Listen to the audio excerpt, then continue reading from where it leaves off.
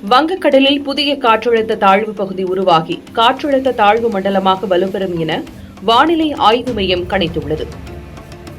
தமிழகத்தில் வடகிழக்கு பருவமழை தீவிரமடைந்திருக்கும் நிலையில் டெல்டா மாவட்டங்களான தஞ்சை, திருவாரூர், நாகை, மயிலாடுதுறை, ராமநாதபுரம், விருதுநகர் உள்ளிட்ட மாவட்டங்களில் கடந்த 3 நாட்களுக்கு மேலாக கனமழை பொழிந்து வருகிறது. ஆனால் தலைநகர் சென்னையில் மட்டும் கடந்த 4 நாட்களாக மழையின்றி பனிப்பொழிவே நீடித்து வருகிறது. இன்று நெல்லை, தூத்துக்குடி ஆகிய மாவட்டங்களில் பல்வேறு இடங்களில் கனமழை பொழிந்து வரும் நிலையில் பாதுகாப்பு கருதி இரு மாவட்டங்களிலும் உள்ள பள்ளிகளுக்கு மட்டும் இன்று விடுமுறை அறிவிக்கப்பட்டுள்ளது. இந்த நிலையில் வரும் 23ஆம் தேதி வங்கக்கடலில் புதிய காற்றழுத்த தாழ்வு பகுதி உருவாக வாய்ப்பு இருப்பதாக சென்னை வானிலை மையம் தெரிவித்திருக்கிறது.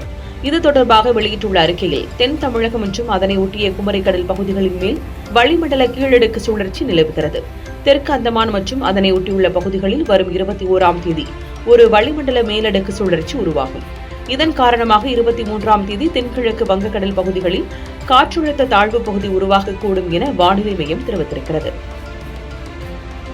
குறிப்பாக மயிலாடுதுறை, நாகப்பட்டினம், திருவாரூர், தஞ்சாவூர், புதுக்கோட்டை, சிவகங்கை, ராமநாதபுரம், தூத்துக்குடி, திருநெல்வேலி மற்றும் கன்னியாகுமரி ஆகிய மாவட்டங்களிலும் காரைக்கால் உள்ளிட்ட கடலோர மாவட்டங்களிலும் கனமழை பொழிய வாய்ப்பிருக்கிறது. நாளை தமிழகத்தில் ஒரு சில இடங்களிலும் புதுவை, காரைக்கால் ஆகிய பகுதிகளில் லேசானது முதல் மிதமான மழை பொழியக்கூடும். சென்னையை பொறுத்தவரை சென்னை மற்றும் புறநகர் பகுதிகளில் அடுத்த 24 மணி நேரத்திற்கு வானம் மேகமூட்டத்துடன் காணப்படும் என்றும் நகரின் ஒரு சில பகுதிகளில் இடி மின்னலுடன் கூடிய லேசானது முதல் மிதமான மழை பொழியக்கூடும் எனவும் வானிலை மையம் தெரிவித்திருக்கிறது.